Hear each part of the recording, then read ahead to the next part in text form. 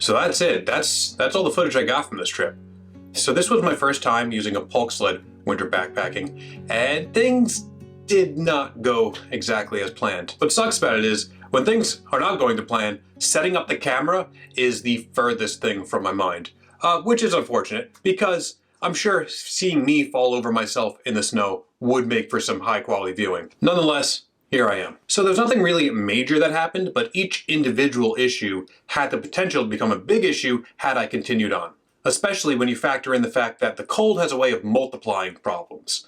Stuff that's a minor issue when you're backpacking in the summer can quickly turn into a life or death issue when you're dealing with sub-zero temperatures. Which is exactly why I wanted to try using a Pulk Sled for the first time, to carry with me all that extra gear that you need when you're winter backpacking. Putting it together was relatively easy. I just got an expedition sled from REI, but really any long skinny sled will do. And then I went to my local hardware store to get a 10 feet tall PVC pipe, about a ½ inch in diameter. I cut that down to size to 2 5-foot pieces. The poles add some rigidity to the system so that when you're going downhill, the sled doesn't turn into an ankle-seeking missile and just knock you over. I also added some electrical tape to the edges of the PVC pipe to prevent the wear on the paracord as it's moving back and forth. So I ran paracord through the PVC pipe, through the front of the sled, and then through the other PVC pipe, and I tied them off at the ends.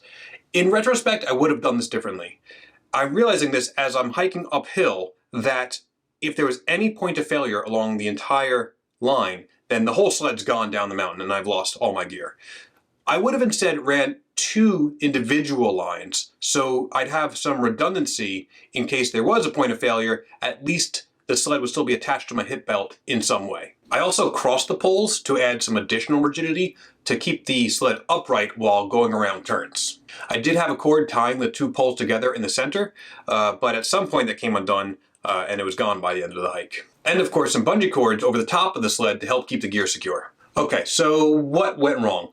Well, first of all, dragging this thing uphill in the Adirondacks was a little bit more complicated than I was anticipating.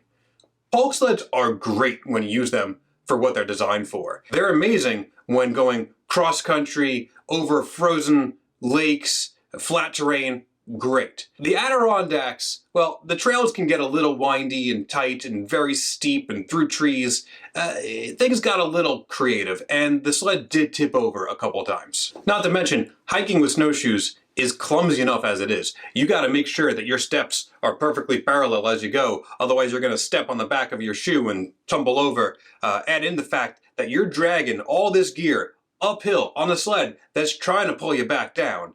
It's got a high potential for frustration. Not to mention, on the downhill, yeah, the rigidity of the poles help, but if you're not keeping that thing perfectly behind you, that sled is going to try to make its way around you, take the lead, and then take you downhill with it. There was a point, fumbling around with all this, that I did trip, and I did twist my knee pretty bad.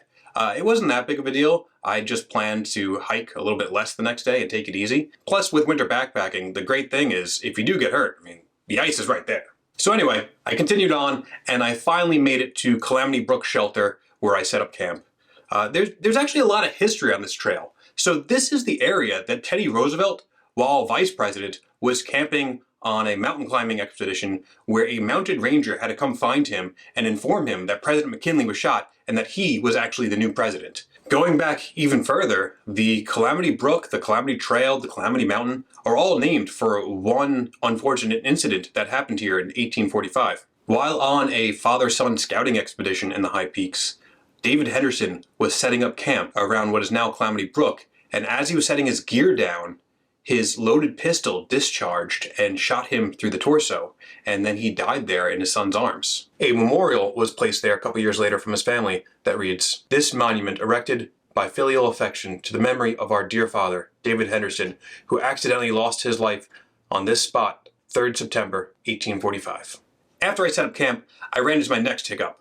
Now, normally the Adirondacks are not wanting for water sources, and in fact there was flowing water towards the beginning of this trailhead, but this deep into winter, this high in the mountains, all the water was frozen solid, and I couldn't keep my own water from freezing. Now, I did attempt to melt snow to get additional water, but a cup of snow this big only yields you about that much water, and I was running through fuel quick. And then, my last and final issue, in order to melt the solid block of ice that was in my water bottle, I put my Nalgene a little bit too close to the flame, and I wound up with some melted plastic in my water. So yeah, that was a problem. So at this point, I said F it. I was already feeling a little dehydrated, and I decided just to enjoy whatever limited time I could in the peaceful solitude of Mother Nature. And in the morning, instead of hiking on further, I would just hike back the way I came. So, lessons learned. 1. Pulk sleds, great for cross country, not so great for the tight, windy, mountainy landscape of the Adirondacks. 2. Be extra careful when hiking with snowshoes dragging a pulk sled so you don't trip over yourself and twist your knee. 3. Don't rely on flowing water sources in the winter. And 4. When winter backpacking, bring metal water bottles so that you can unfreeze your water when it's frozen over. So hopefully you can learn from my mistakes and have an easier time on your backpacking trip. But until then, happy adventuring, and I will see you on the next one. But before you go, I want to give a big thanks to Cool Outdoor Clothing for sponsoring this trip by sending out their Radical Outsider hiking pants and Riser long sleeve shirt to test out in the field. There is a full video review that we posted up here and down in links, so check them out.